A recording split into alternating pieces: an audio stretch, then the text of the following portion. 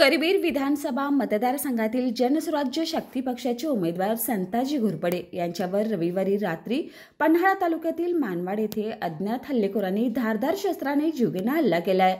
या हल्ल्यात घोरपडे गंभीर जखमी झाले असून त्यांच्यावर सध्या खासगी रुग्णालयात उपचार सुरू आहेत। घटनास्थळावरील प्राथमिक माहितीनुसार घोरपडे कार्यकर्त्यांच्या भेटीसाठी मानवाड येथे गेले होते।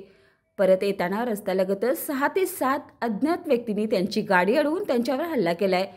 हल्लेखोरांनी काठी आणि धारदार शस्त्राचा वापर केलाय। डोक्याला आणि हाताला गंभीर इजा झाल्याने रक्तस्राव होऊन त्यांना तातडीने कळे प्राथमिक आरोग्य केंद्रात हलवण्यात आले। त्यानंतर पुढील उपचारासाठी त्यांना कोल्हापूरमधील खासगी रुग्णालयात दाखल करण्यात आले। हल्ल्याची माहिती मिळताच कळे पोलीस घटनास्थळी दाखल झाले। संताजी घोरपडे यांच्या तक्रारीनुसार अज्ञात 6 व्यक्तीविरोधात गुन्हा दाखल करण्यात आला असून संशयिताचा शोध घेण्यासाठी पोलिसांचं विशेष पथक कार्यरत आहे। या प्रकरणामुळे विधानसभा निवडणुकीच्या पार्श्वभूमीवर राजकीय वातावरण ढवळून निघाले। सहाय्यक पोलीस निरीक्षक रणजित पाटील यांनी या प्रकरणाचा तपास वेगाने सुरू केले असल्याची माहिती दिली। हल्लेखोरांचे उद्दिष्ट नेमके काय होते हे अद्याप स्पष्ट झालेले नाही।